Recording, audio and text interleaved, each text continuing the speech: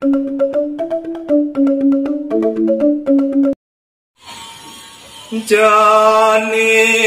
ngembangku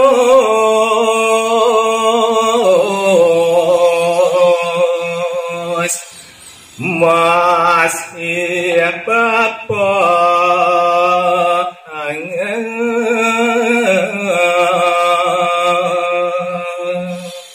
Uduh Cening bagus si dewa Dua idewo sajo adane maka pengantungan urip apun najaran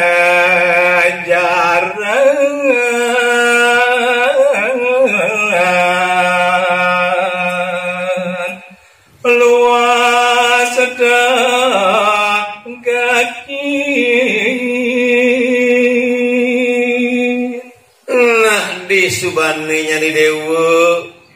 nelebang di sajeroning sarin tatu ning nah didu patut angon ni dewu dasar rinap kalane ngaresi dewu mo parilaksan wah gondaliane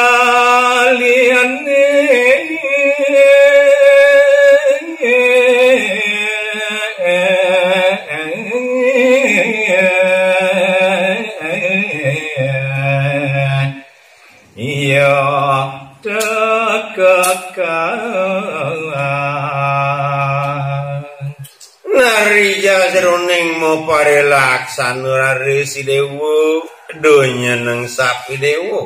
ane darmo patuti padot angoni dewu dasar donyeng sap donyeng dewu ngulurin ane madan indri baru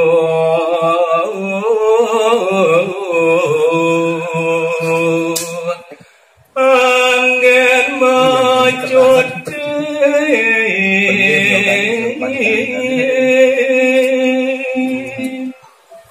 nah rinap kalaning dewa parilaksano lantos darmone anon dewa dasar nah ditunyen patut idewu kengkian carane idewu nincapang anggulan sariran idewu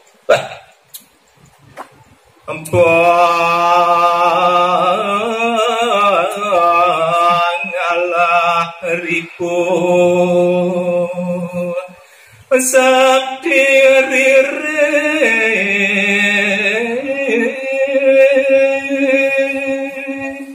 nah yang suburi napkalaning idewon lebang apel wir minakadi pitutur bapo ne pebesan bapo sidelantas dewo riwokasan ngalah ngasorang ane madan sadriku musuh dianggani dewu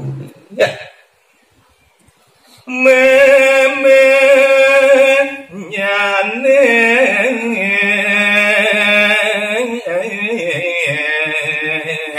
mawe maju narinap kalaning sampun merak puput napil wir pepekon bapan puni sane mangkin kawawahin raris pabesan pitutur saking memen puni ya anggen pencani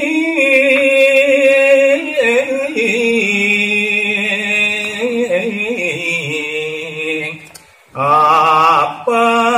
melang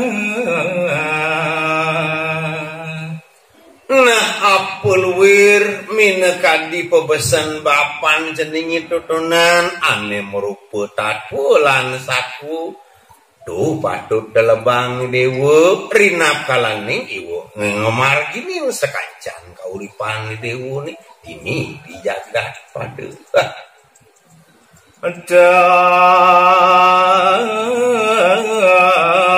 kakak maju nekaji nah ane Nuhin memetusing yadelen rinap kalaning idewu sampun dalebangane madang tutur patut rikalu idewu mupari raksanu yatnu nyani dewu pagohang yasani dewu ne pangsido idewu nuju napilwir sami utamaya idewu wah bobot sampun okat ngane